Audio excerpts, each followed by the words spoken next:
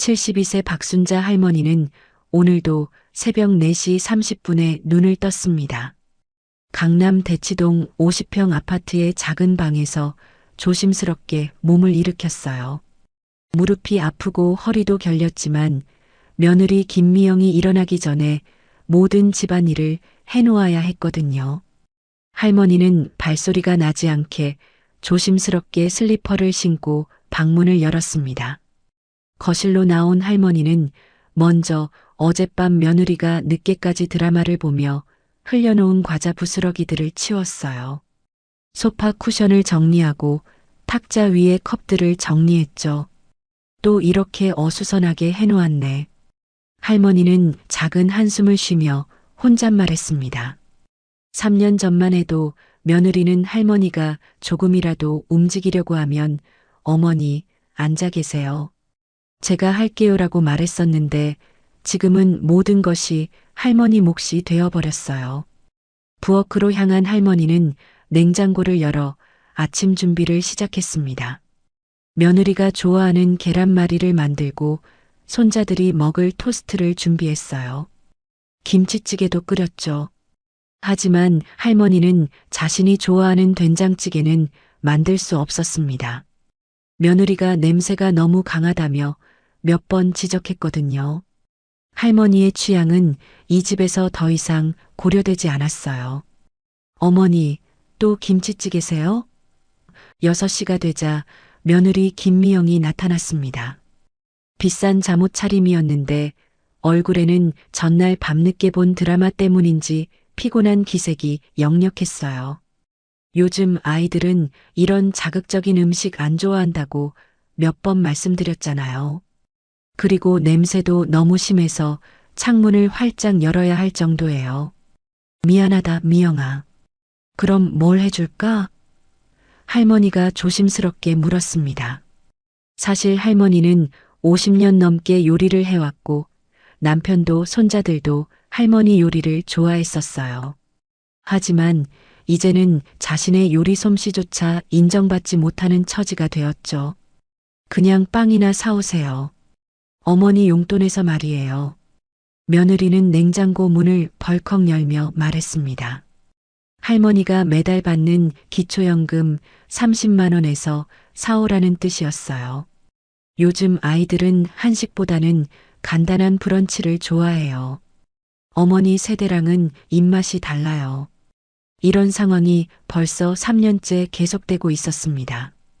남편 박동수가 갑작스럽게 세상을 떠난 후 며느리의 태도는 서서히 변하기 시작했어요.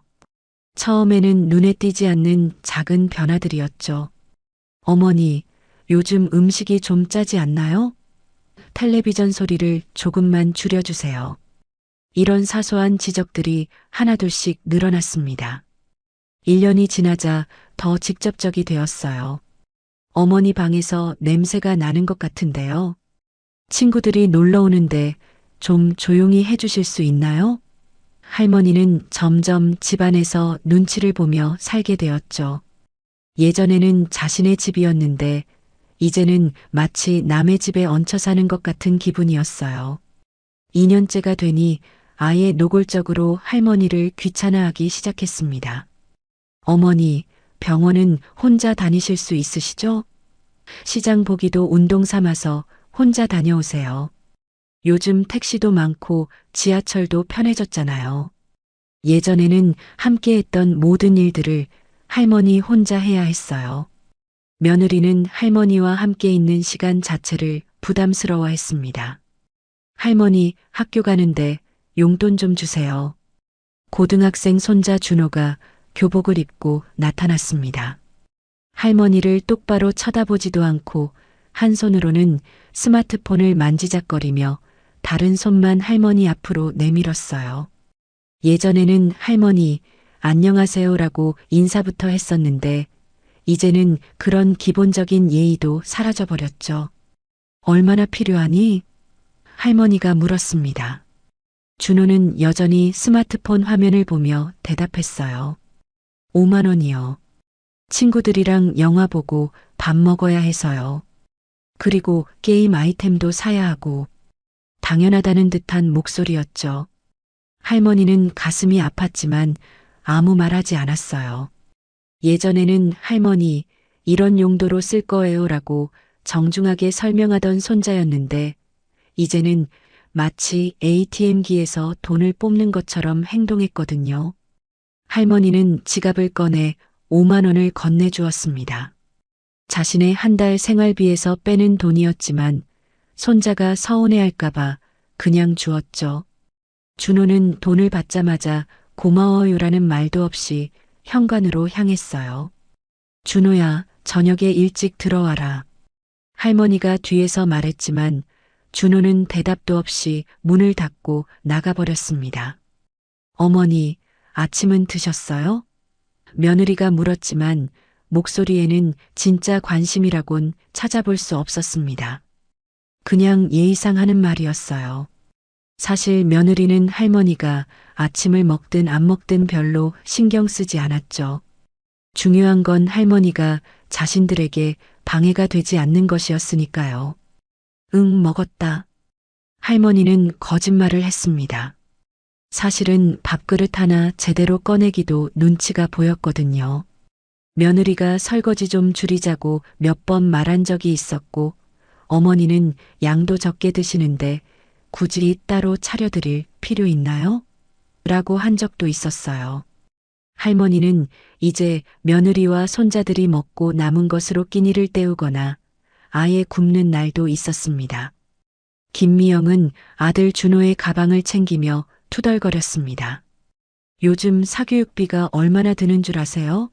준호 학원비만 월 200만 원이고 준서까지 합치면 350만 원이에요. 대학 입시 컨설팅비까지 따지면 월 400만 원은 넘어가죠. 그런데 집에서는 온통 김치찌개 냄새만 진동하고 친구들 초대하기도 창피해요. 요즘 애들 부모들은 다들 세련되게 사는데 말이에요. 할머니는 가슴이 답답했지만 아무 말도 할 수 없었습니다. 이 집의 진짜 주인은 이제 며느리였고 자신은 그저 얹혀 사는 신세였으니까요. 할머니가 40년 동안 남편과 함께 모은 재산으로 산 집이었지만 법적으로는 모두 아들 명의로 넘어갔고 실질적으로는 며느리가 모든 것을 관리하고 있었어요. 어머니, 오늘 병원 가실 거죠? 무릎 주사 맞으러 가신다고 하셨잖아요. 며느리가 말했습니다. 할머니를 집에서 내보내고 싶어하는 기색이 역력했죠. 그리고 은행 업무도 보시고 시장도 보고 오세요.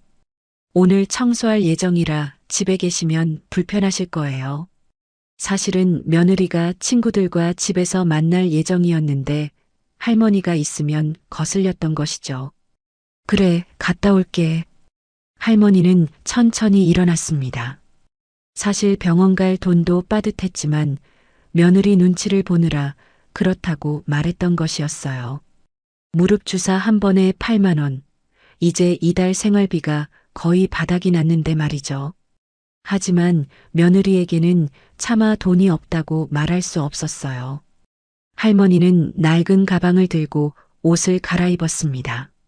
10년 전에 샀던 코트와 남편이 생전에 사준 구두를 신었어요.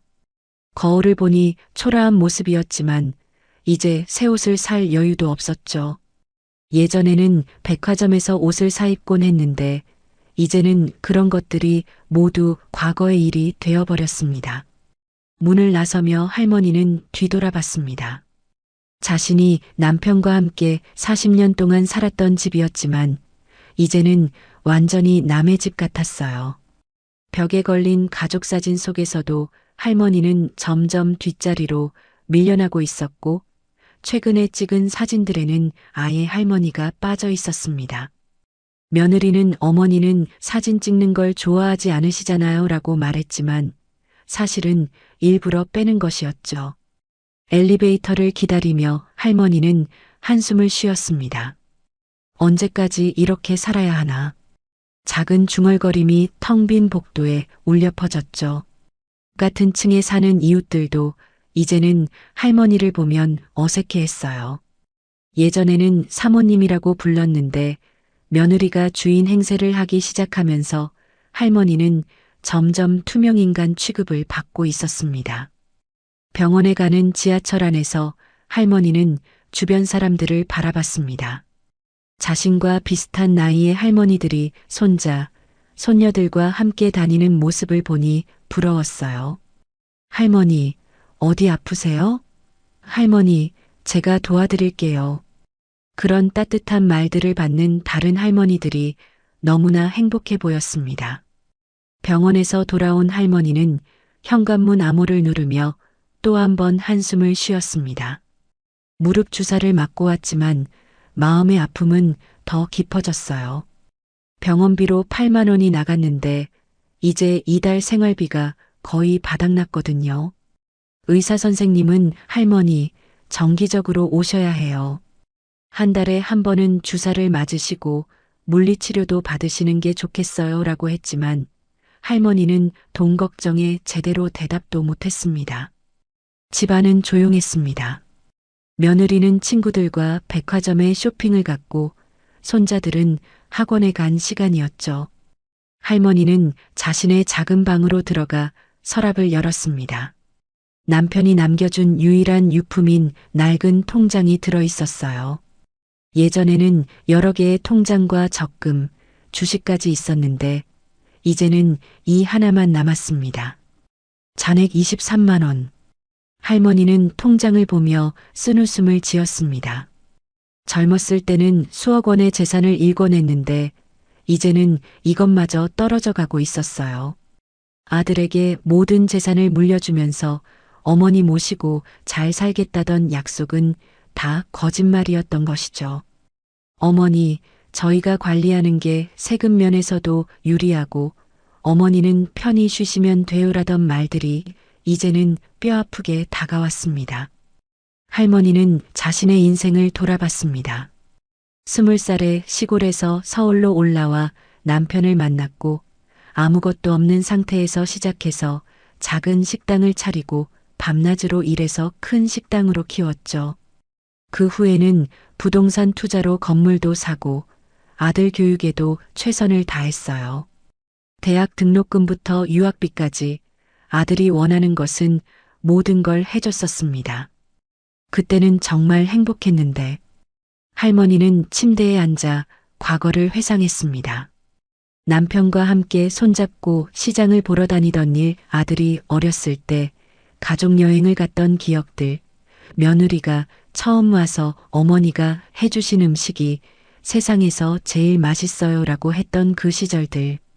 모든 것이 꿈만 같았어요. 그때 현관문이 열리는 소리가 들렸습니다. 며느리가 돌아온 모양이었어요. 백화점 쇼핑백을 여러 개 들고 들어오는 소리가 들렸습니다. 어머니 계세요?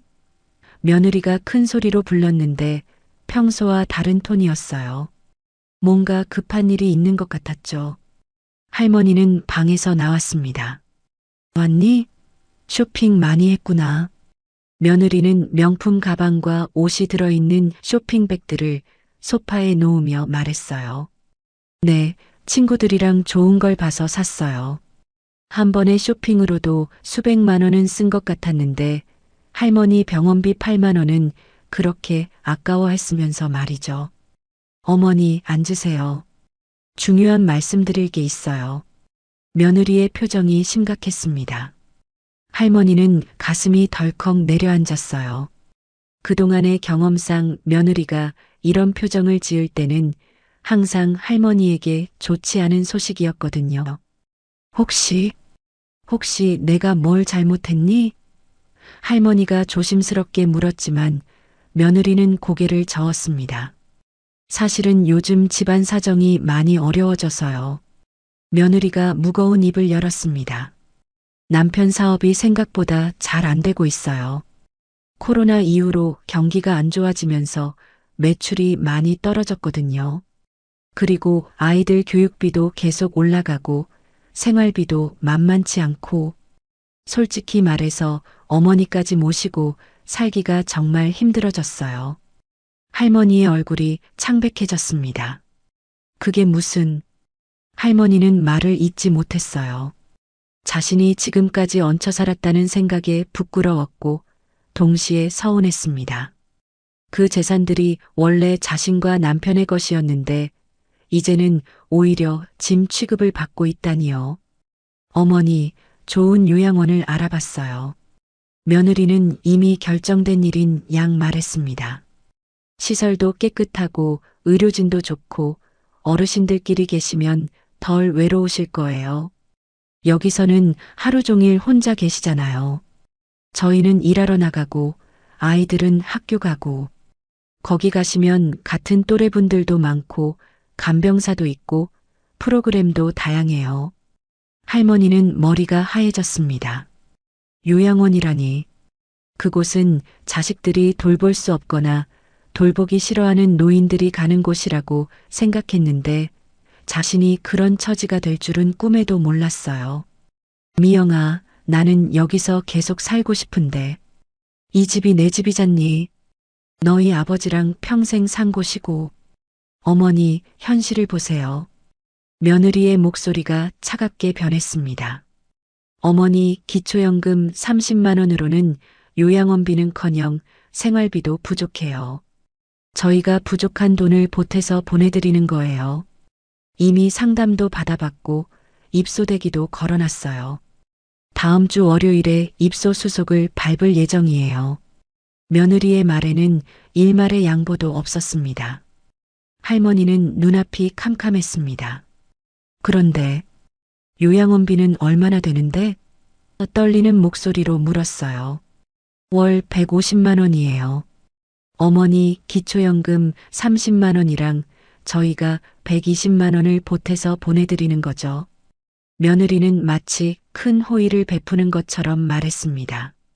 사실 저희 입장에서도 부담이 되지만 그래도 어머니니까 하는 거예요. 어차피 여기 있어도 하루 종일 혼자 계시고 심심하시잖아요. 거기 가시면 또래분들도 많고 오히려 더 활기차게 지내실 수 있을 거예요. 할머니는 말문이 막혔습니다.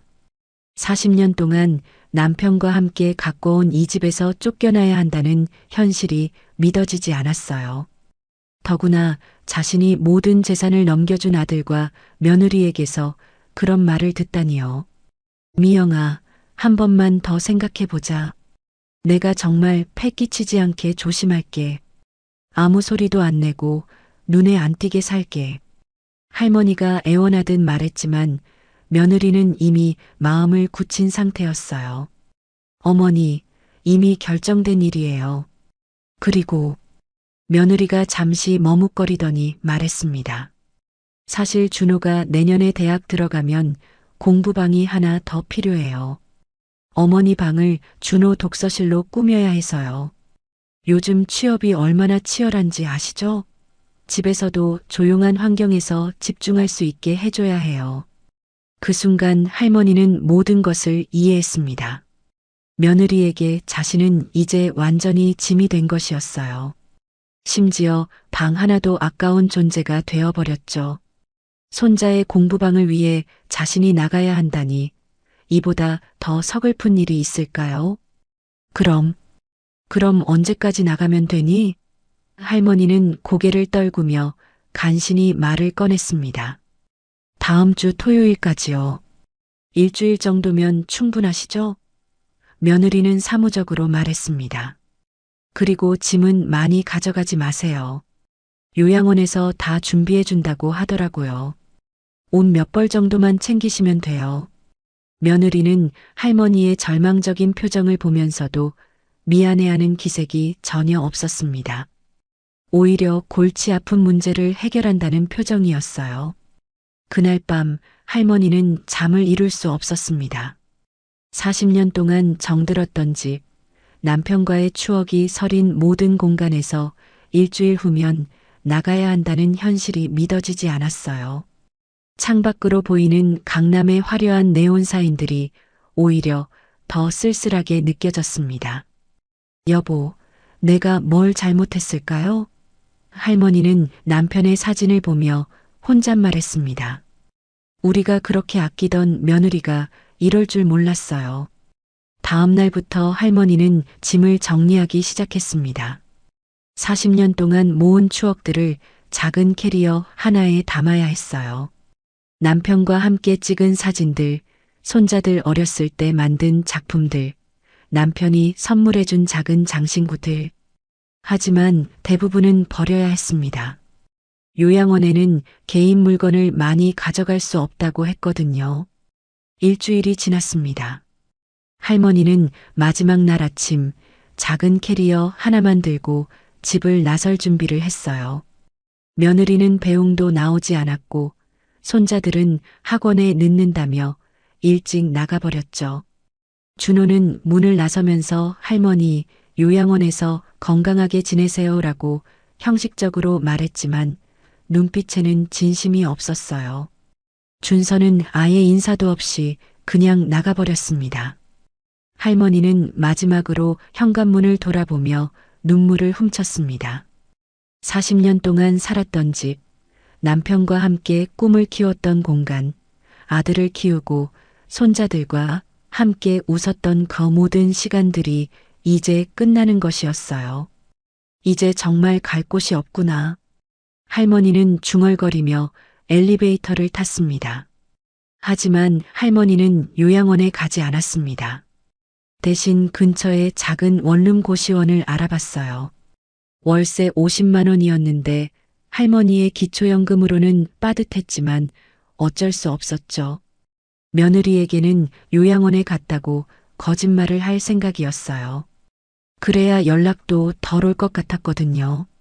고시원에 도착한 할머니는 문을 열며 한숨을 쉬었습니다. 세평 남짓한 공간에 침대와 작은 책상, 옷장이 전부였어요. 강남 50평 아파트에서 이런 곳으로 오게 될 줄은 꿈에도 몰랐죠. 창문도 작고 햇빛도 잘 들지 않는 반지하 방이었어요.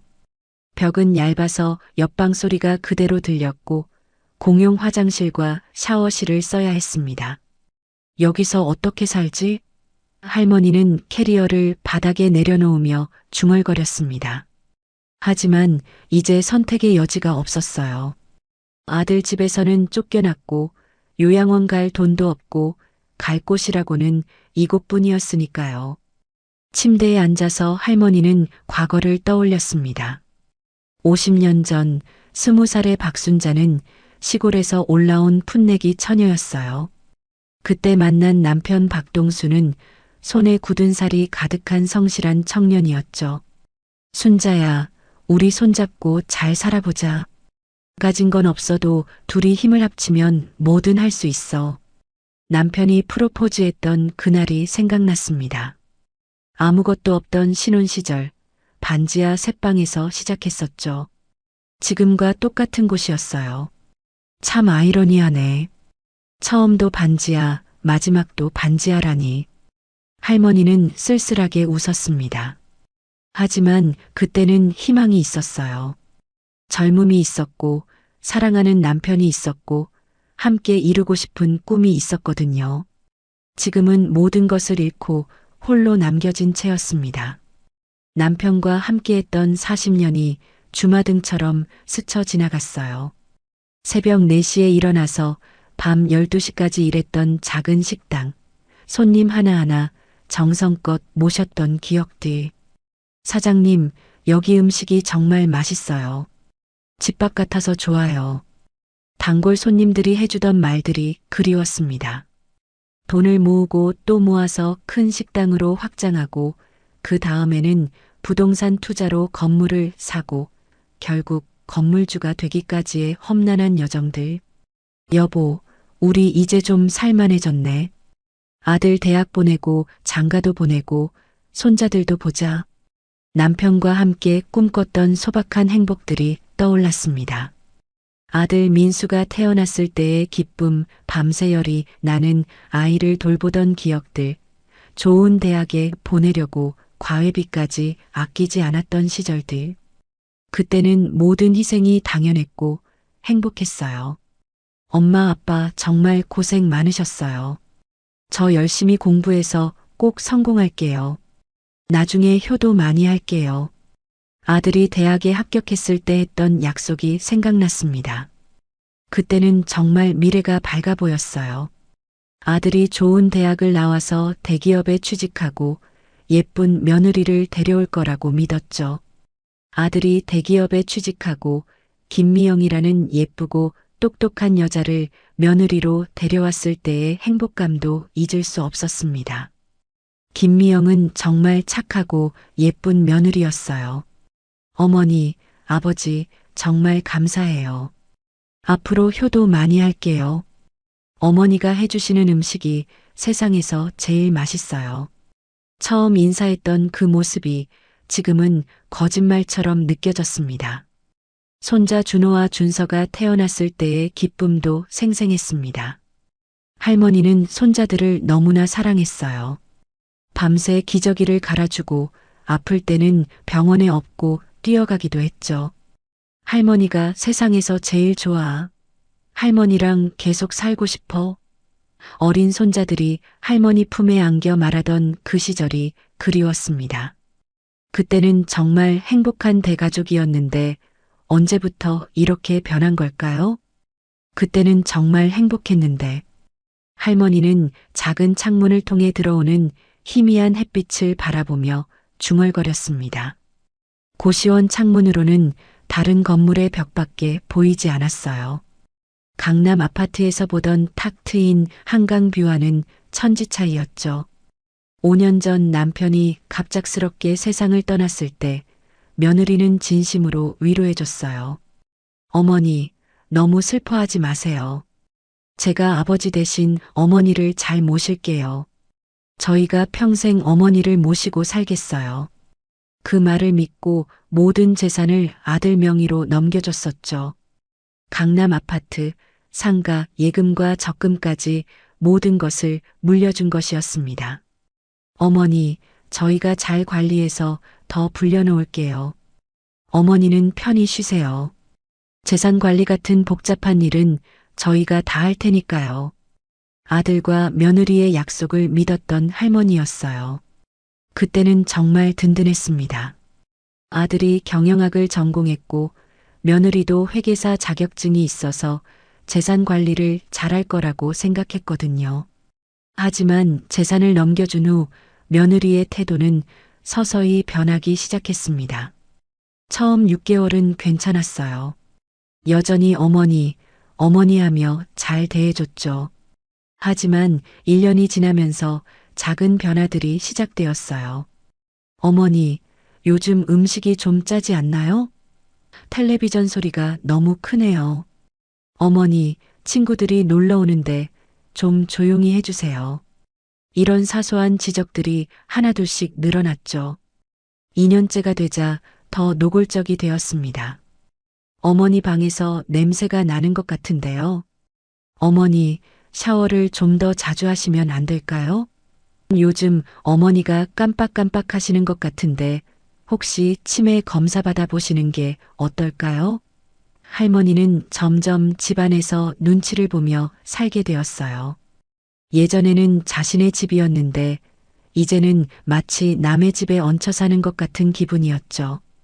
3년째가 되니 아예 할머니를 귀찮아하기 시작했습니다. 어머니, 병원은 혼자 다니실 수 있으시죠? 시장 보기도 운동 삼아서 혼자 다녀오세요. 요즘 택시도 많고 지하철도 편해졌잖아요. 어머니, 저희도 일이 바빠서 매번 모셔다 드리기 힘들어요. 예전에는 함께 했던 모든 일들을 할머니 혼자 해야 했어요. 그리고 지금 아예 집에서 내쫓아버린 것이었습니다. 40년 동안 모은 재산을 모두 넘겨준 대가가 이것이었어요. 내가 너무 순진했나? 할머니는 자책했습니다. 재산을 조금이라도 남겨뒀어야 했는데 남편이 살아있었다면 이런 일이 일어났을까? 고시원 복도에서 들리는 다른 사람들의 발소리가 시끄럽게 들렸어요. 여기는 대부분 20, 30대 젊은 사람들이 사는 곳이었거든요. 취업 준비생들, 대학생들, 직장인들이 주로 살았는데 할머니 같은 노인은 할머니 혼자뿐이었습니다.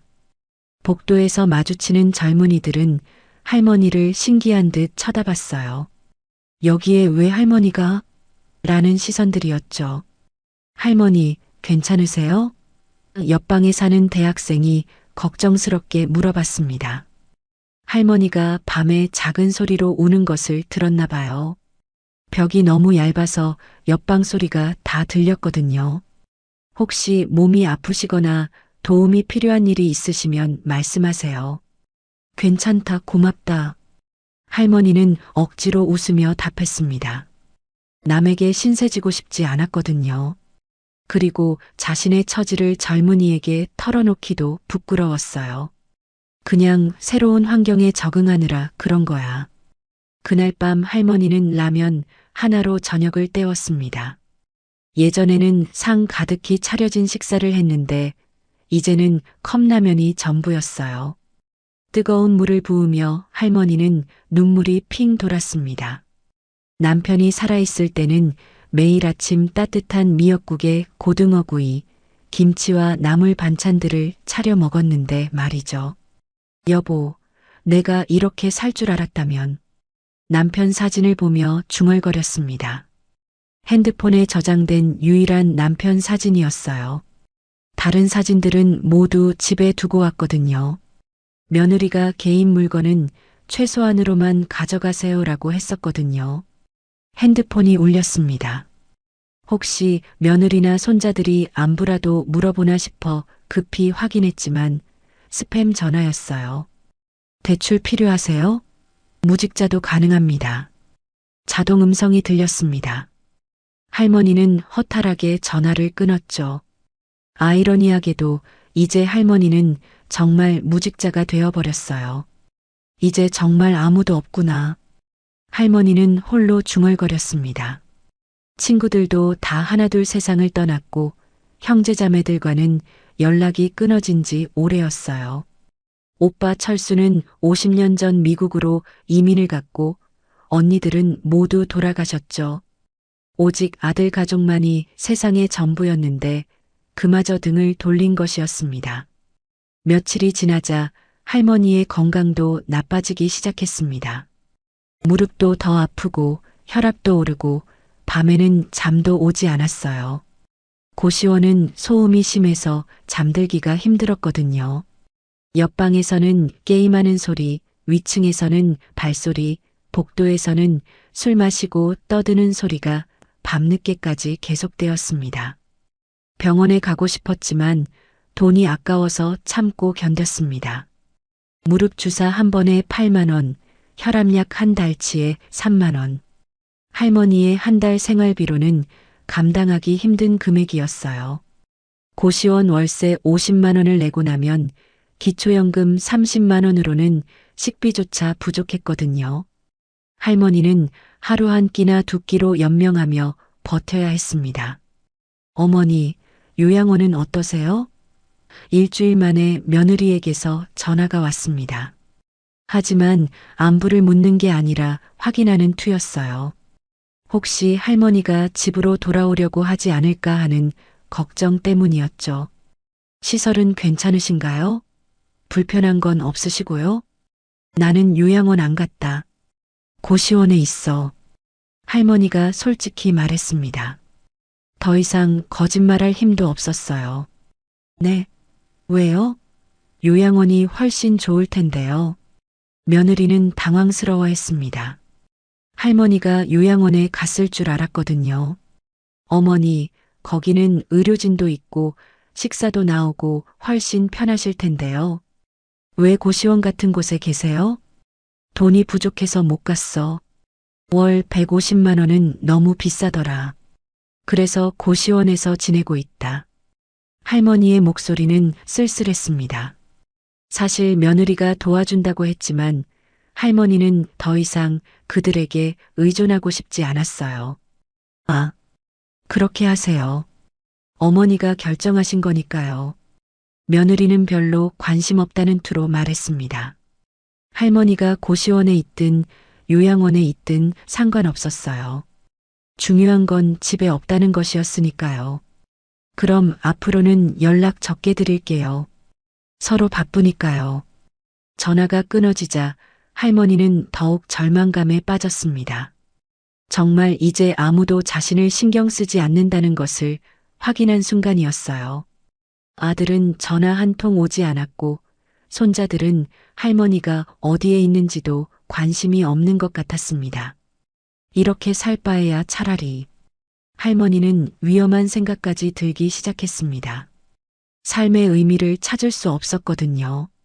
가족도 없고 돈도 없고 건강도 나빠지고 미래에 대한 희망도 없었어요. 매일 라면만 먹으며 좁은 고시원에서 혼자 지내는 것이 과연 사는 것일까 하는 생각이 들었습니다. 그런데 바로 그때였습니다. 누군가 고시원 문을 두드리는 소리가 들렸어요. 박순자 할머니 계신가요? 정중한 남자 목소리였습니다. 저는 법무법인 정의에서 나온 변호사 김준호라고 합니다. 할머니는 깜짝 놀랐습니다. 변호사라니 자신과는 전혀 상관없는 사람인데 왜 찾아온 걸까요? 할머니는 떨리는 손으로 문을 열었습니다. 정장을 입은 40대 남성이 정중하게 인사를 했어요. 안녕하세요, 할머니. 저는 법무법인 정의의 변호사 김준호입니다. 그의 손에는 두꺼운 서류 가방이 들려 있었고 명함을 꺼내 정중히 건넸습니다. 변호사라고요? 저는 무슨... 할머니는 당황스러워했습니다. 자신이 법적인 문제에 연루될 일은 없었거든요. 혹시 아들이나 며느리가 무슨 문제를 일으켜서 자신에게 찾아온 건 아닐까 하는 불안한 생각도 들었어요. 들어가서 말씀드려도 될까요? 매우 중요한 이야기가 있습니다. 변호사는 정중했지만 진지한 표정이었어요. 시간이 좀 걸릴 것 같은데 앉아서 이야기하는 게 좋겠습니다. 좁은 고시원 방에 들어온 변호사는 할머니의 처지를 보고 놀란 기색을 보였습니다. 할머니께서 여기에 거주하고 계신 건가요? 세평 남짓한 공간, 낡은 침대와 작은 책상라면 용기들이 놓인 모습을 보며 그는 뭔가 잘못된 것 같다는 표정을 지었어요. 네, 사정이 있어서. 할머니는 부끄러워하며 말을 흐렸습니다. 변호사 같은 전문직 사람 앞에서 자신의 초라한 처지를 드러내기가 민망했거든요. 변호사는 서류 가방에서 두꺼운 파일을 꺼냈습니다. 할머니, 혹시 박철수라는 분을 아시나요? 할머니보다 3살 위인 오빠분이신데요. 그의 말에 할머니의 얼굴이 갑자기 밝아졌어요. 철수 오빠요? 할머니의 눈이 커졌습니다. 맞아요, 제 친오빠인데. 근데 오빠는 50년 전에 미국으로 이민 가서 연락이 끊어졌어요. 지금 살아계신지도 모르겠고, 편지도 한두 번 오다가 아예 소식이 없어졌거든요. 할머니는 오빠를 떠올렸습니다. 어릴 때는 정말 사이가 좋았어요. 오빠는 할머니보다 3살 위였는데 항상 동생을 아껴주고 보호해줬죠. 순자야, 오빠가 성공해서 너 잘 살게 해줄게. 미국으로 떠날 때 했던 약속이 생각났어요. 작년 겨울에 돌아가셨습니다. 변호사가 조심스럽게 말했습니다. 하지만 할머니께 엄청난 유산을 남기셨어요. 할머니는 순간 아무 말도 할 수 없었습니다. 50년 동안 소식도 없던 오빠가 돌아가셨다는 사실도 충격이었지만 유산이라는 말은 더욱 믿기지 않았어요. 오빠가 돌아가셨다고요? 할머니의 목소리가 떨렸습니다. 언제요? 어떻게? 작년 12월 15일에 로스앤젤레스에서 평화롭게 임종하셨습니다. 변호사는 정중하게 설명했습니다. 박철수 선생님은 혼자 사셨고 임종 전까지 의식이 명료하셨어요. 그리고 유언장을 정확히 작성해 두셨습니다. 오빠가 유산을요? 그런데 저한테요? 할머니는 어리둥절했습니다. 50년 동안 연락도 없었는데 자신을 기억이나 했을까 싶었거든요. 오빠는 결혼도 했을 텐데 자식들도 있을 텐데. 아닙니다. 박철수 선생님은 평생 독신으로 사셨어요. 변호사가 서류를 펼치며 설명했습니다. 미국에서 부동산 사업으로 크게 성공하셨는데 가족을 이루지는 않으셨습니다.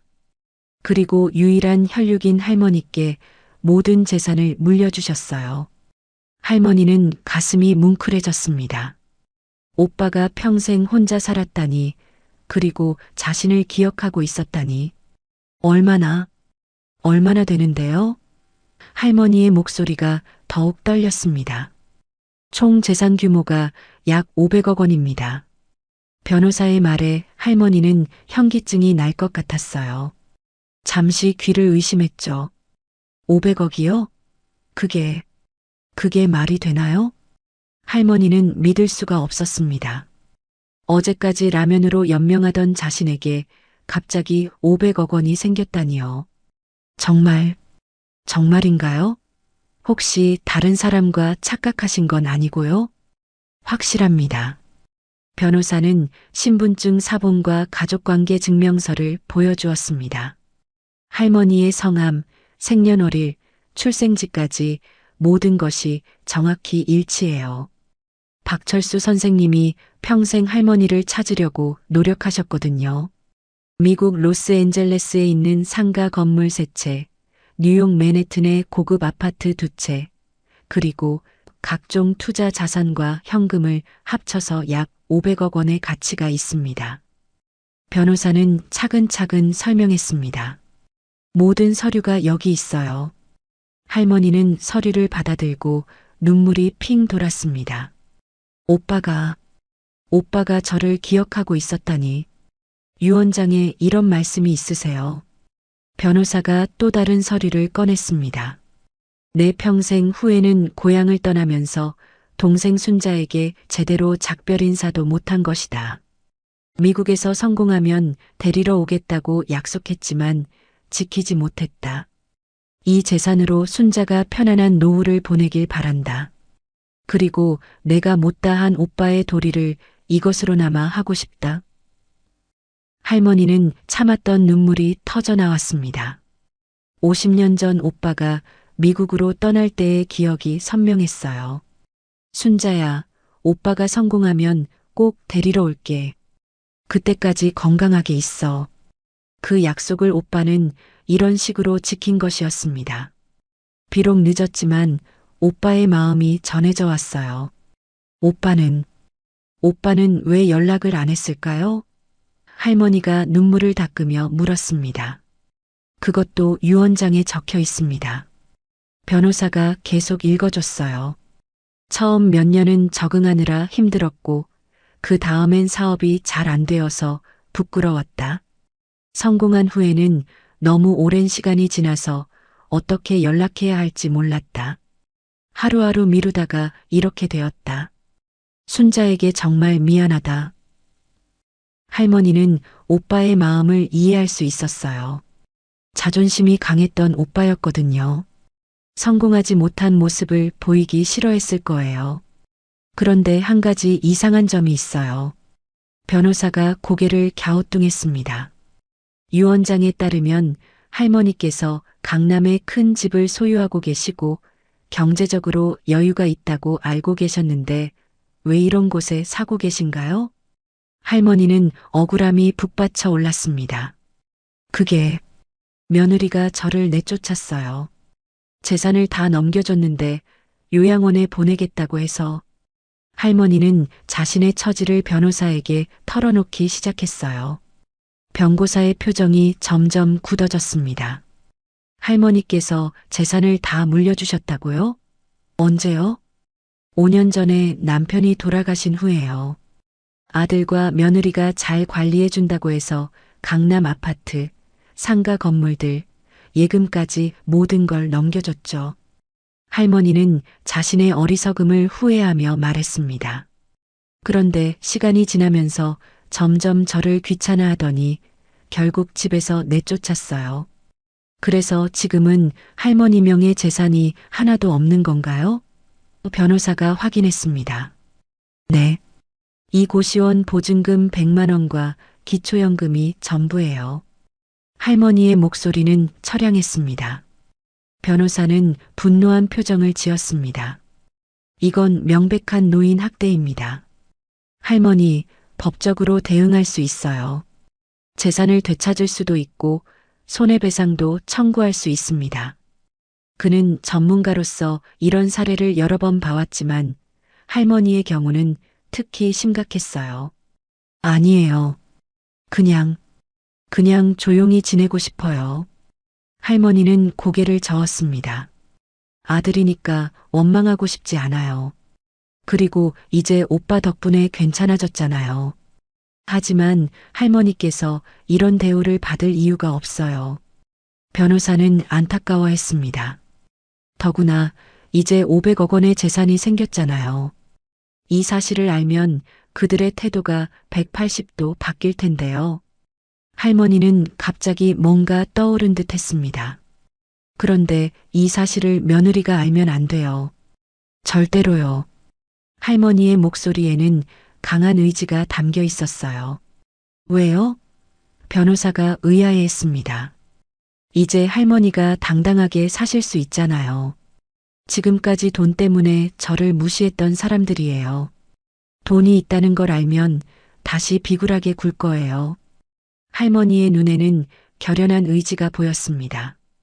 그런 가식적인 모습 보고 싶지 않아요. 진짜 마음을 알고 싶거든요. 변호사는 할머니의 마음을 이해할 수 있었습니다. 그럼 어떻게 하고 싶으세요? 일단 비밀로 해주세요. 제가 생각할 시간이 필요해요. 할머니는 신중하게 말했습니다. 그리고 저 혼자서 이들을 지켜보고 싶어요. 돈이 없을 때의 진짜 모습을 말이에요. 알겠습니다. 하지만 상속 절차는 진행해야 해요. 변호사가 제안했습니다. 일단 저희 법무법인으로 오셔서 서류부터 정리하시죠. 그리고 할머니, 우선 이곳부터 나가세요. 임시로라도 좋은 곳에서 지내셔야죠. 할머니는 고개를 끄덕였습니다.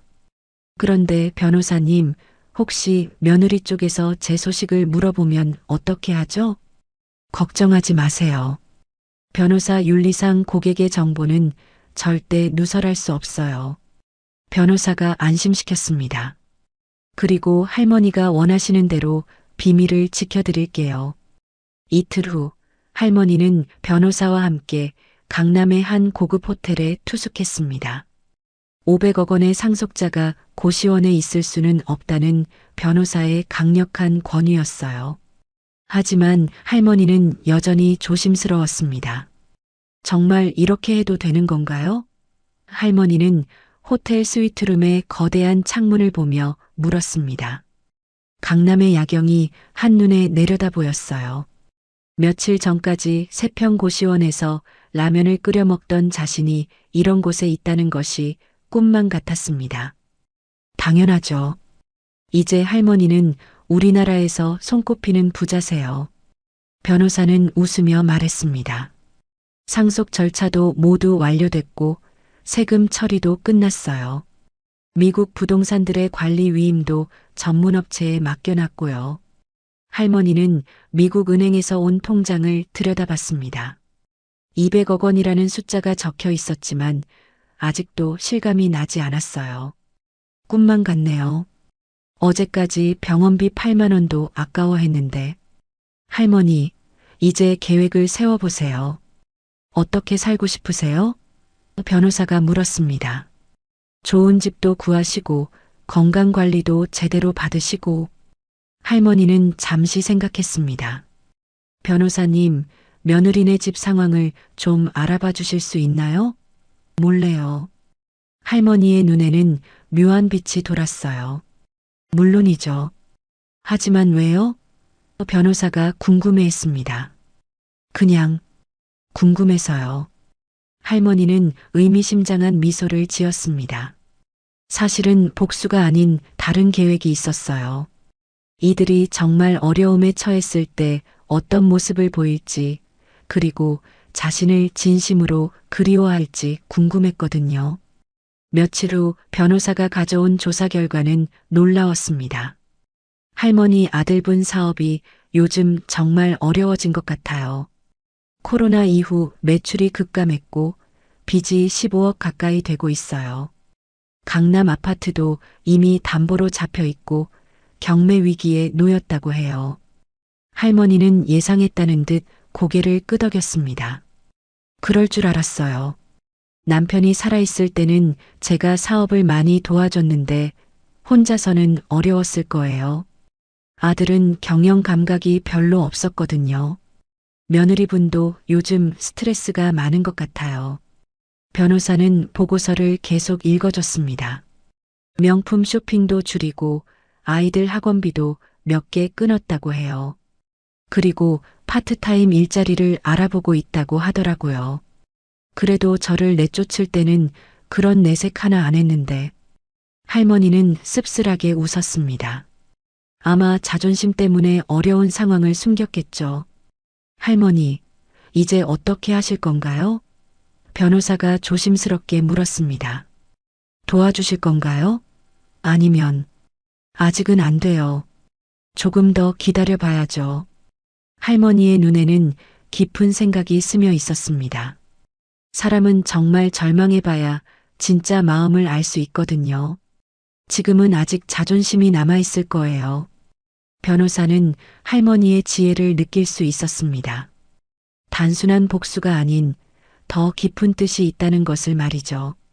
그럼 당분간 지켜만 보시겠다는 건가요? 네. 그리고 할머니는 잠시 머뭇거리더니 말했습니다.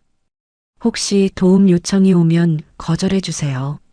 아직은 때가 아니에요. 그들이 정말로 바다까지 가봐야 해요. 한 달이 더 지났습니다. 할머니는 변호사를 통해 계속 며느리 가족의 상황을 지켜보고 있었어요. 상황은 점점 더 심각해지고 있었습니다. 할머니, 아들분이 어제 은행에서 대출 연장을 완전히 거절당했다고 해요. 변호사가 보고했습니다. 이대로 가면 다음 달 말에 집이 경매로 넘어갈 것 같아요.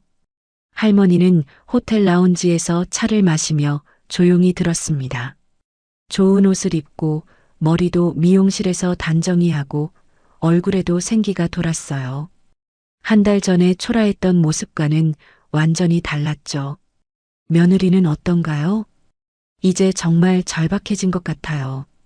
명품 가방들을 중고로 팔고 있고 아이들 학원도 거의 다 끊었어요.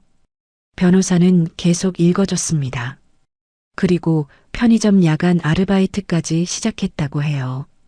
할머니는 복잡한 심정이었습니다.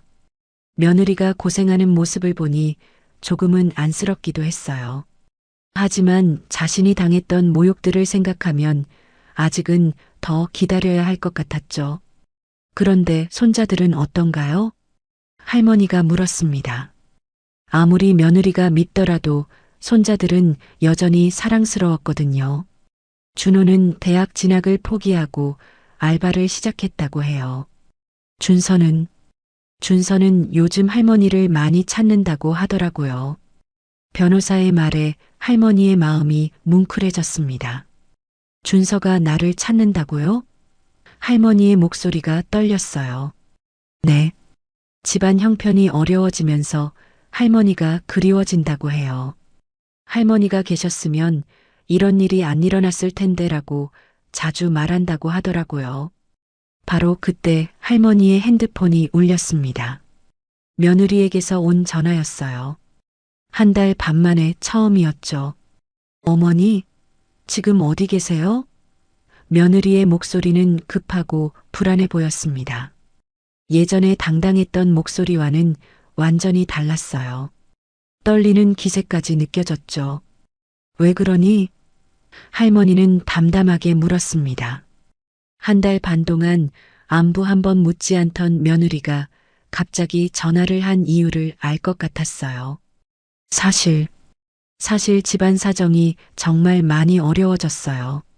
며느리는 자존심을 구겨가며 말했습니다. 혹시 어머니께서 도와주실 수 있을까요?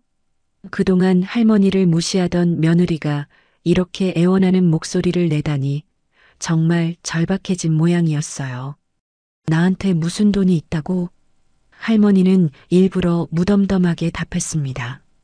나는 고시원에서 라면 먹고 사는 처지인데. 그래도 예전에 모아두신 돈이나 아니면 기초연금이라도. 며느리는 절박했습니다. 어머니, 정말 급해요. 집이 경매로 넘어갈 위기예요. 미영아, 나는 한 달에 30만 원 받는 기초연금이 전부야. 그것도 고시원 월세 내고 나면 생활비가 부족해서 하루 한 끼 먹을 때도 있어. 할머니의 말에 며느리는 말문이 막혔습니다. 그럼 다시 집에 오시는 건 어떠세요? 며느리가 제안했습니다.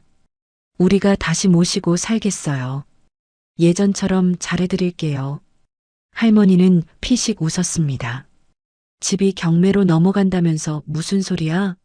그리고 준호 공부방 만든다고 내 방 빼앗지 않았니? 며느리는 깜짝 놀랐습니다. 할머니는 차분하게 말했습니다.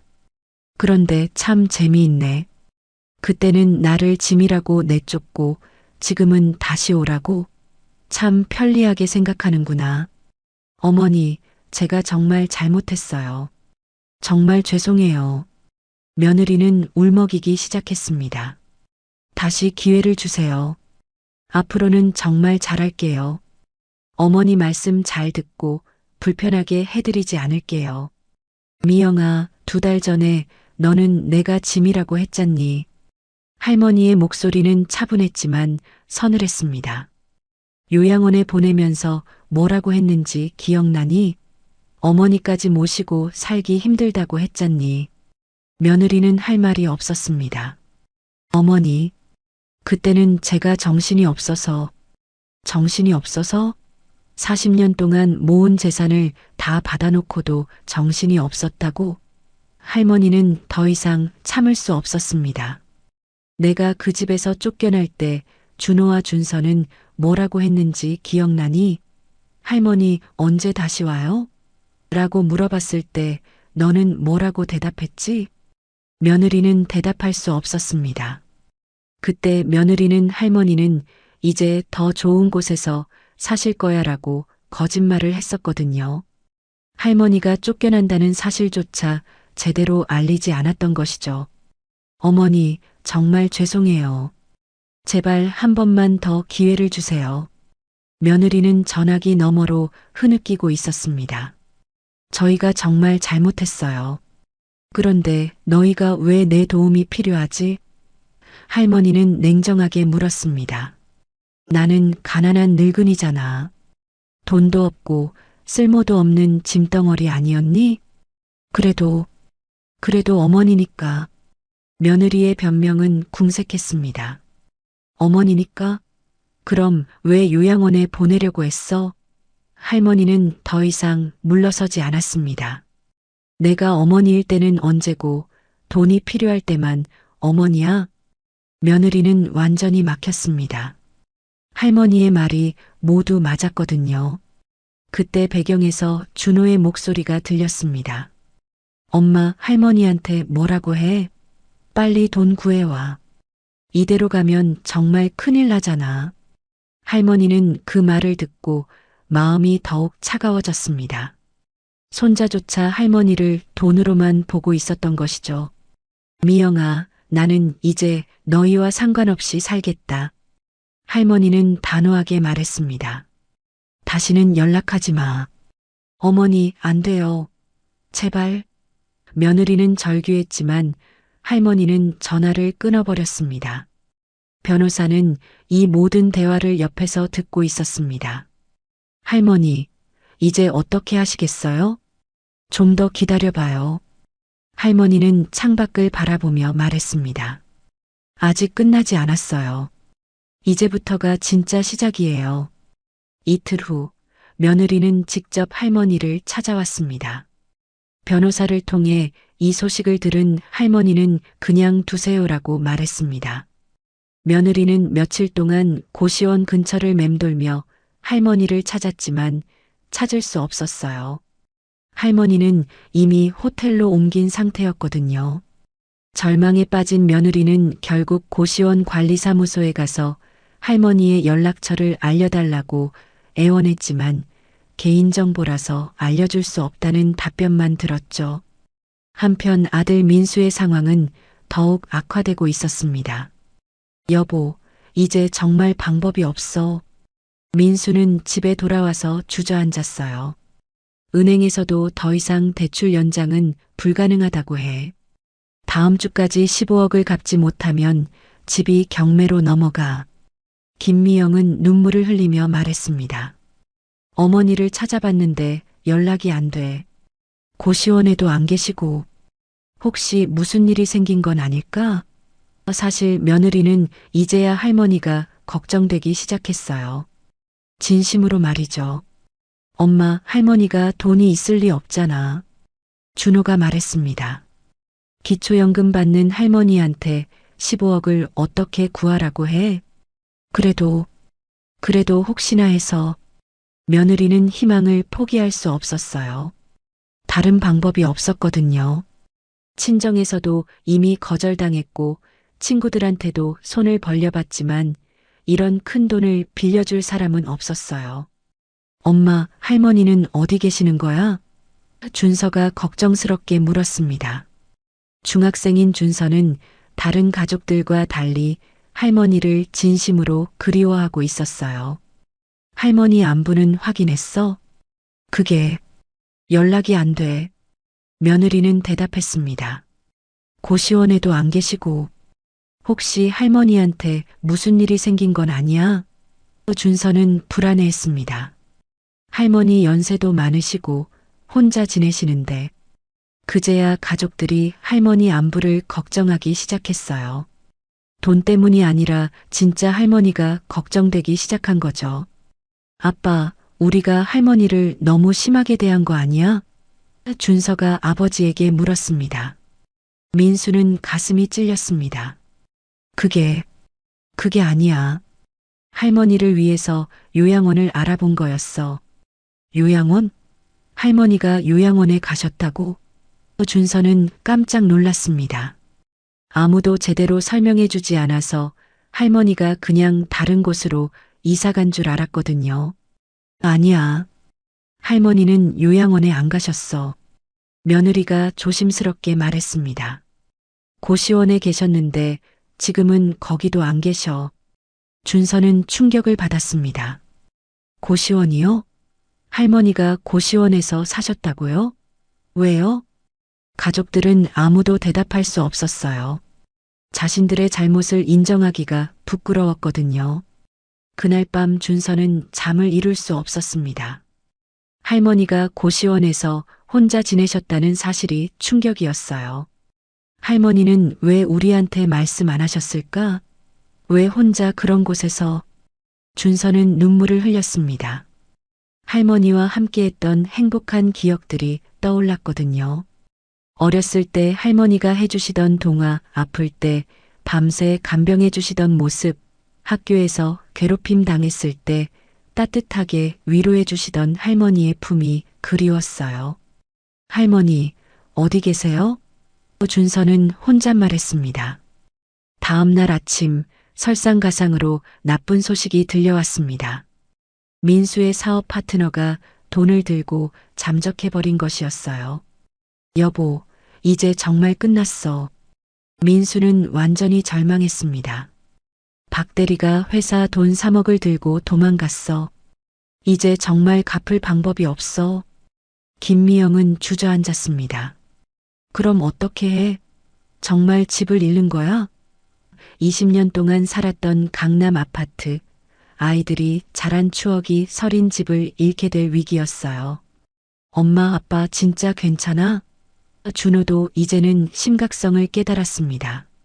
대학은 어떻게 하고 우리 어디서 살아? 가족 모두가 절망에 빠져 있을 때 김미영은 문득 깨달았습니다. 내가 어머니한테 너무 잘못했구나. 처음으로 진심으로 후회하기 시작했어요. 돈이 문제가 아니야. 어머니를 잃은 게 더 큰 문제야. 여보, 무슨 소리야? 민수가 물었습니다. 어머니가 계셨을 때는 이런 일이 없었잖아. 어머니가 아버지 사업도 도와주시고 집안일도 챙겨주시고 김미영은 이제야 할머니의 소중함을 깨달았어요. 내가 어머니를 내쫓고 나서부터 모든 게 꼬이기 시작했어. 민수도 돌이켜보니 그랬어요. 어머니가 계실 때는 집안이 평화로웠고 사업도 안정적이었죠. 어머니의 조언과 도움이 얼마나 큰 힘이 되었는지 이제서야 알았습니다. 어머니를 꼭 찾아야 해. 김미영은 결심했습니다. 돈 때문이 아니라 진짜 사과하고 싶어. 어머니 없이는 안 돼. 그때 현관벨이 울렸습니다. 누군가 찾아온 모양이었어요. 김미영이 인터폰을 확인하니 낯선 남자가 서 있었습니다. 누구세요? 김미영이 물었습니다. 안녕하세요. 저는 법무법인 정의의 변호사 김준호라고 합니다. 박순자 할머니 관련해서 찾아왔습니다. 가족들은 모두 깜짝 놀랐어요. 변호사가 할머니 일로 찾아왔다니 혹시 할머니에게 무슨 일이 생긴 건 아닐까요? 어머니에게 무슨 일이 생긴 건가요? 김미영은 급하게 문을 열며 물었습니다. 얼굴이 창백해졌어요. 혹시 할머니가 아프시거나 사고를 당하신 건 아닐까 하는 걱정이 들었거든요. 일단 들어가서 말씀드릴까요? 변호사는 정중하게 말했습니다. 거실로 들어온 변호사를 본 가족들은 모두 긴장했어요. 변호사가 찾아오는 일은 대부분 좋지 않은 소식이었거든요. 할머니는 괜찮으신가요? 준서가 걱정스럽게 물었습니다. 할머니는 건강하십니다. 변호사가 안심시켰습니다. 다만 할머니께서 여러분과의 관계에 대해 심각하게 고민하고 계세요. 저희가 어머니를 찾고 있었어요. 김미영이 급하게 말했습니다. 연락이 안 돼서 정말 걱정했거든요. 어머니가 어디 계시는지 알 수 있을까요? 변고사는 서류 가방에서 몇 장의 종이를 꺼냈습니다. 사실 저는 할머니의 법적 대리인입니다. 할머니께서 여러분에게 전하고 싶은 말씀이 있어서 왔어요. 법적 대리인이요? 민수가 당황했습니다. 무슨 법적 문제라도 있나요? 할머니께서 지난 몇 달 동안 겪으신 일들에 대해 법적 검토를 의뢰하셨어요. 변호사는 차분하게 설명했습니다. 노인 학대, 재산 횡령, 주거권 침해 등 여러 가지 문제들이 있었거든요. 가족들의 얼굴이 더욱 창백해졌습니다. 노인 학대라니. 그런 게 아니에요. 김미영이 변명했습니다. 할머니를 고시원으로 내쫓은 것, 요양원비를 핑계로 집에서 쫓아낸 것, 이 모든 것들이 법적으로 문제가 될 수 있습니다. 변호사는 냉정하게 말했습니다. 특히 할머니의 모든 재산을 받아놓고도 이런 대우를 한 것은 명백한 범죄 행위에 해당해요. 저희가 정말 잘못했어요. 김미영은 눈물을 흘리기 시작했습니다. 어머니를 꼭 만나 뵙고 사과드리고 싶어요. 하지만 할머니께서는 여러분을 만나고 싶어 하지 않으십니다. 변호사가 말했습니다. 대신 이것을 전해달라고 하셨어요. 변호사는 봉투 하나를 꺼냈습니다. 할머니가 직접 쓰신 편지였어요. 김미영이 떨리는 손으로 편지를 열어 읽기 시작했습니다. 미영아, 그리고 민수야. 너희들이 나를 어떻게 생각하는지 이제 확실히 알았다. 나는 너희에게 돈이 있을 때만 필요한 사람이었구나. 편지를 계속 읽어내려가는 김미영의 목소리가 점점 떨렸습니다.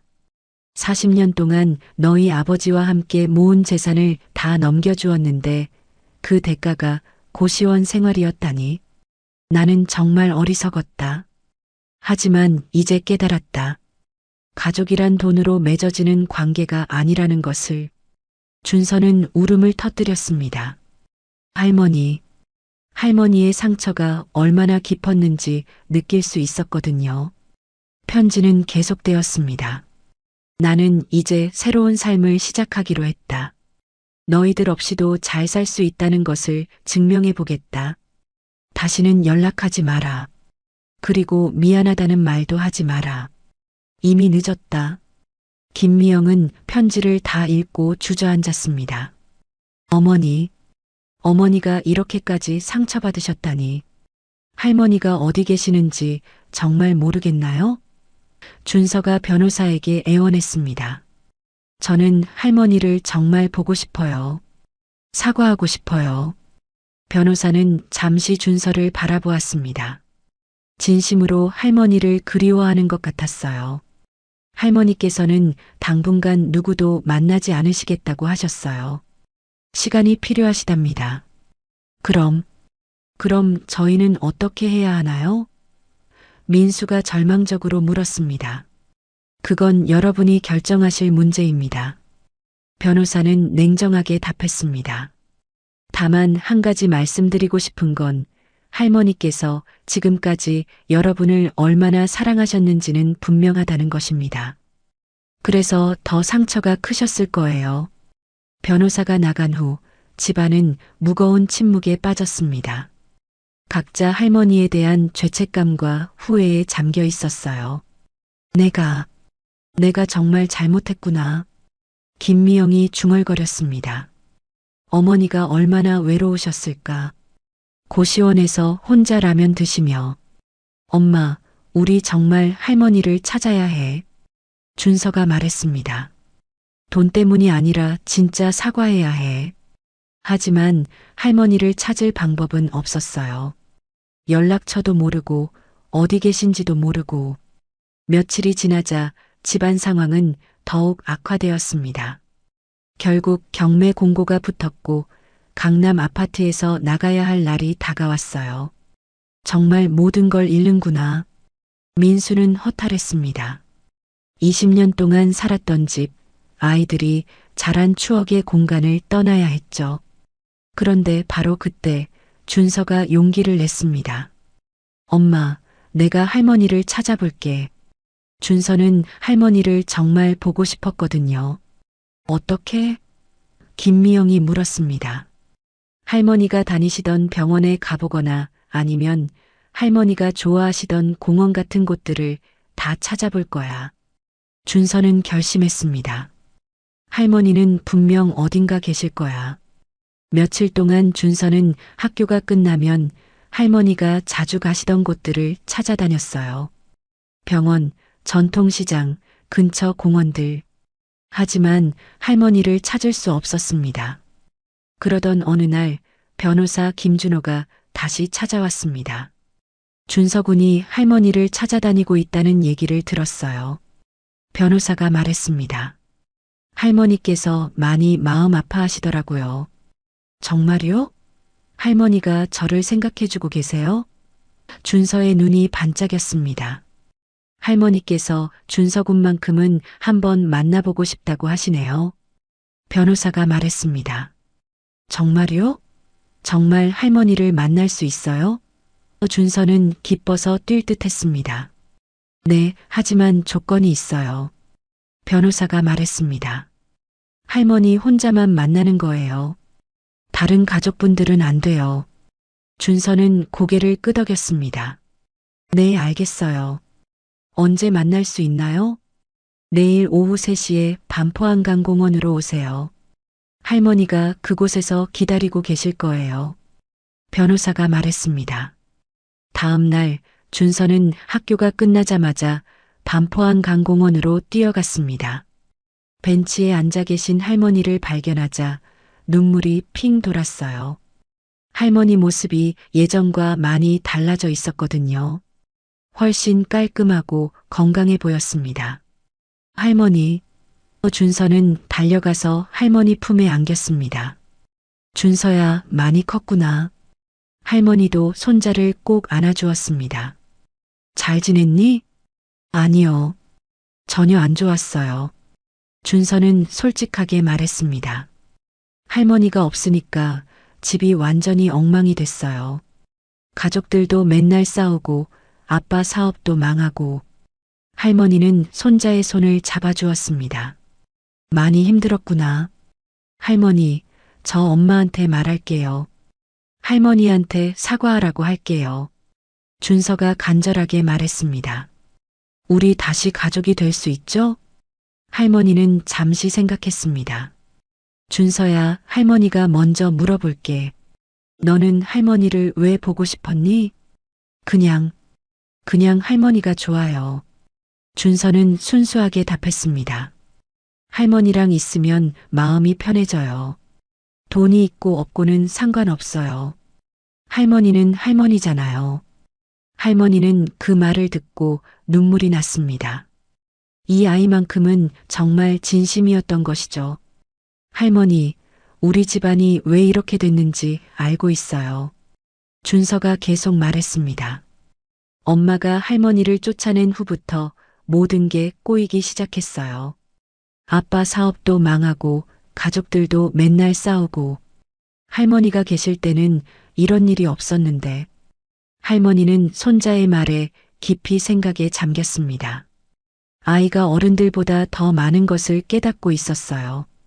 그리고 할머니, 엄마가 정말 많이 달라졌어요. 준서가 계속 말했습니다. 예전에는 돈이나 명품 이야기만 했는데 요즘은 할머니 생각만 해요. 할머니께 어떻게 사과해야 할까 맨날 그런 말만 해요.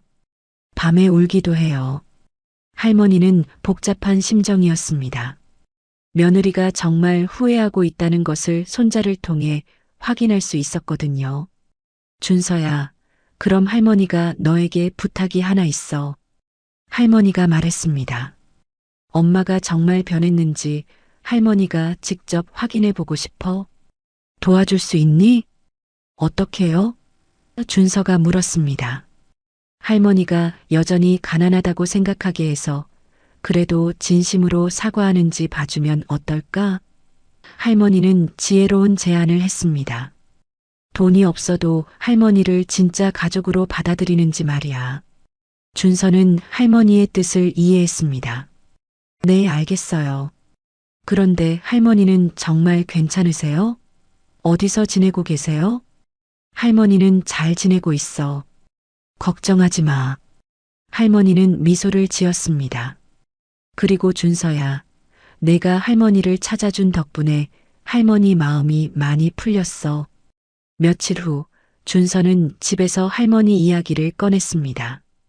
엄마, 할머니 소식 들었어. 정말? 어머니 어디 계시는데? 김미영이 급하게 물었습니다. 고시원에서 계시는데 많이 힘들어 하세요. 준서는 일부러 거짓말을 했습니다. 병원비도 없어서 아프신데 참고 계시고. 김미영의 얼굴이 창백해졌습니다. 그럼 내가 가서 모셔와야지. 돈이 없으면 어떻게 해? 엄마, 우리도 지금 돈이 없잖아. 준서가 말했습니다. 그래도 할머니한테 가서 사과할 거야? 그럼, 당연하지. 김미영은 즉시 답했습니다. 돈이 있고 없고가 중요한 게 아니야. 어머니께 진심으로 사과드려야 해. 준서는 엄마의 진심을 확인할 수 있었습니다. 정말 변했구나 싶었어요. 이틀 후 준서는 할머니에게 결과를 보고했습니다. 할머니, 엄마가 정말 변했어요. 돈이 없어도 할머니를 모시고 싶다고 해요. 그리고 아빠도 어머니 없이는 안 된다고 계속 말해요. 할머니는 손자의 말을 듣고 마음이 움직였습니다. 정말 그렇게 말했니? 네. 그리고 형도요. 처음에는 돈 때문에 할머니를 찾자고 했는데 이제는 할머니가 보고 싶다고 해요. 준서가 계속 말했습니다. 온 가족이 할머니를 그리워해요. 할머니는 오랫동안 생각했습니다. 복수는 이미 충분했어요. 이제는 진정한 화해를 할 때인 것 같았죠. 준서야, 그럼 할머니가 집에 가볼까? 할머니가 말했습니다. 정말요? 정말 오실 거예요? 준서는 기뻐서 뛸 듯 했습니다. 응. 하지만 할머니가 여전히 가난하다고 생각하게 해줘. 할머니가 정말 확인하고 싶은 게 있거든. 할머니가 당부했습니다. 다음 날 저녁 할머니는 일부러 수수한 옷을 입고 준서와 함께 집으로 향했습니다. 현관문을 열자 김미영이 나왔어요. 어머니, 김미영은 할머니를 보자마자 무릎을 꿇었습니다. 정말 죄송해요. 정말 잘못했어요. 할머니는 며느리가 자신 앞에서 무릎을 꿇는 모습을 보고 놀랐습니다. 예전에 교만했던 모습은 온데간데 없었어요. 미영아, 일어나. 할머니가 며느리를 일으켜 세웠습니다. 어머니, 저 정말 잘못했어요. 김미영은 눈물을 흘리며 말했습니다. 돈이 있고 없고는 중요하지 않아요. 어머니는 제 어머니잖아요. 제가 정말 미친 짓을 했어요. 엄마, 민수도 나와서 할머니 앞에 무릎을 꿇었습니다. 어머니, 아들이 불효했습니다. 정말 죄송해요. 할머니는 아들과 며느리의 진심 어린 사과를 받으며 마음이 뭉클해졌습니다. 정말 변했구나 싶었어요. 어머니, 이제 다시 저희와 함께 사세요. 김미영이 애원했습니다. 비록 집은 작아질지 모르지만 저희가 정말 잘해드릴게요. 그런데 너희 집이 경매로 넘어간다면서? 할머니가 물었습니다. 그래도 상관없어요. 김미영이 답했습니다. 어머니만 계시면 돼요. 작은 전셋집이라도 함께 살면서 다시 시작할 수 있어요. 할머니는 며느리의 눈을 자세히 보았습니다. 진심이었어요. 돈이 없어도 자신을 진정한 가족으로 받아들이려는 마음이 보였거든요. 미영아, 너희들 정말 많이 변했구나. 할머니는 며느리의 손을 잡으며 말했습니다. 이제 진짜 마음을 알 것 같아. 어머니, 저희가 정말 잘못했어요. 김미영은 계속 눈물을 흘렸습니다. 어머니 없이는 정말 안 돼요. 돈보다 가족이 더 소중하다는 걸 이제야 깨달았어요. 할머니는 잠시 생각하더니 중요한 결정을 내렸습니다. 미영아, 민수야, 그리고 준호, 준서야. 이제 할머니가 진실을 말해줄게. 진실이요? 가족들이 궁금해했습니다. 할머니는 깊은 숨을 쉬고 말했습니다. 사실 할머니는 가난하지 않아. 오빠가 미국에서 남긴 큰 유산을 상속받았어. 가족들은 놀라서 할머니를 바라봤습니다. 유산이요? 500억 원이야. 할머니가 조용히 말했습니다. 너희가 나를 고시원으로 내쫓은 후에 상속받았어. 변호사가 찾아와서 알게 됐지. 김미영은 충격을 받았습니다. 그럼 저희가 어머니를 내보낸 후에 그런 일이. 그래. 너희가 나를 짐이라고 여겨서 쫓아낸 바로 그때 하늘에서 이런 선물이 내려온 거야. 할머니는 쓸쓸하게 웃었습니다. 참 아이러니하지? 너희가 나를 가난한 늙은이라고 무시할 때 나는 이미 500억 원의 상속자가 되어 있었어. 며느리는 더욱 부끄러워했습니다. 어머니, 저희가 정말 어리석었어요. 하지만 말하지 않았어. 너희의 진짜 마음을 보고 싶었거든. 할머니가 계속 설명했습니다. 돈이 없다고 생각할 때도 나를 진심으로 대하는지 아니면 정말 돈 때문에만 나를 찾는지 알고 싶었어. 민수는 고개를 숙였습니다. 어머니, 저희가 정말 못된 짓을 했네요. 어머니가 그런 큰 재산을 물려받으셨는데도 저희를 시험해 보셨다니. 시험이 아니야. 할머니가 부드럽게 말했습니다. 진짜 사랑이 뭔지 확인하고 싶었을 뿐이야. 돈이 있을 때만 좋아하는 건 사랑이 아니거든. 김미영은 더욱 눈물을 흘렸습니다. 어머니, 저는 정말 돈 때문에 어머니를 찾은 게 아니에요. 진짜로 후회하고 있었어요. 어머니 없이는 안 된다는 걸 깨달았거든요. 알아, 미영아. 할머니는 며느리의 손을 잡아주었습니다.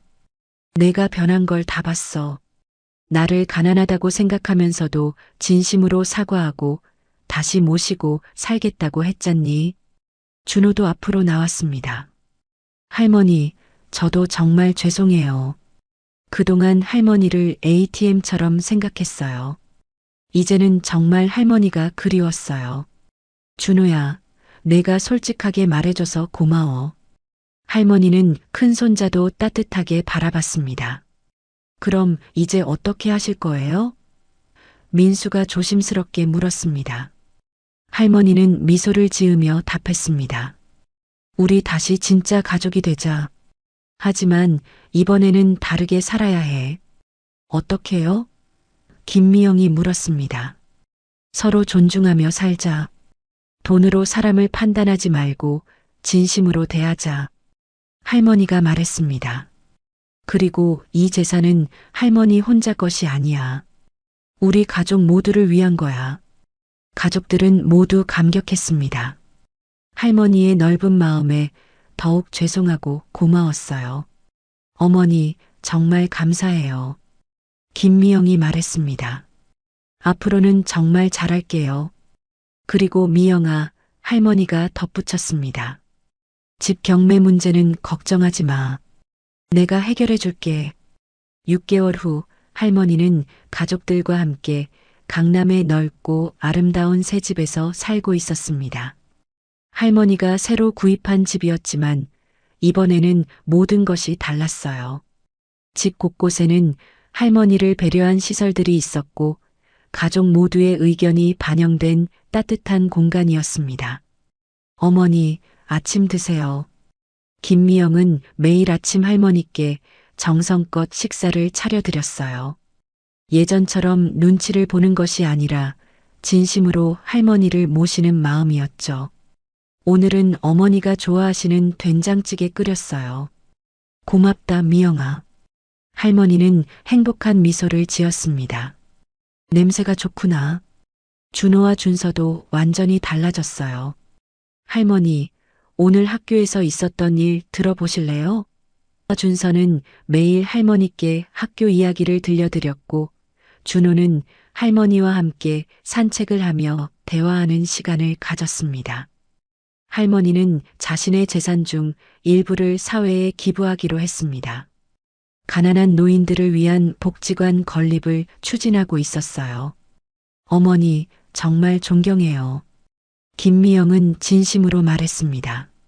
복수할 수도 있으셨는데 용서해 주시고 더 나아가 사회까지 도우시다니.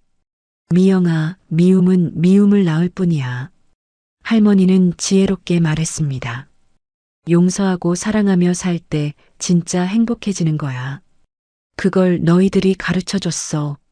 저희가요? 김미영이 놀랐습니다. 응. 너희들이 변하는 모습을 보면서 사람은 언제든 새로워질 수 있다는 걸 배웠어. 할머니가 따뜻하게 말했습니다. 그래서 나도 복수 대신 용서를 선택한 거야. 어느 일요일 오후 온 가족이 거실에 모여 앉았습니다. 할머니를 중심으로 둘러앉은 가족들의 얼굴에는 진정한 행복이 묻어 있었어요. 할머니, 제가 할머니를 찾아간 게 정말 잘한 일이었죠? 준서가 할머니 옆에 앉으며 말했습니다. 그럼 우리 준서가 가족을 다시 이어준 거야. 할머니는 손자를 꼭 안아주었습니다. 너 덕분에 우리가 다시 하나가 될 수 있었어. 김미영은 할머니를 바라보며 말했습니다. 어머니, 저는 이제 정말 행복해요. 돈이 있어서가 아니라 어머니가 계셔서요. 나도 그래, 미영아. 할머니는 며느리의 손을 잡았습니다. 진짜 가족이 된 것 같아. 저녁 식탁에 모인 가족들을 보며 할머니는 진정한 만족감을 느꼈습니다. 돈보다 더 소중한 것이 가족의 사랑이라는 것을 모두가 깨달았거든요. 여보, 우리 가족이 다시 하나가 되었네요.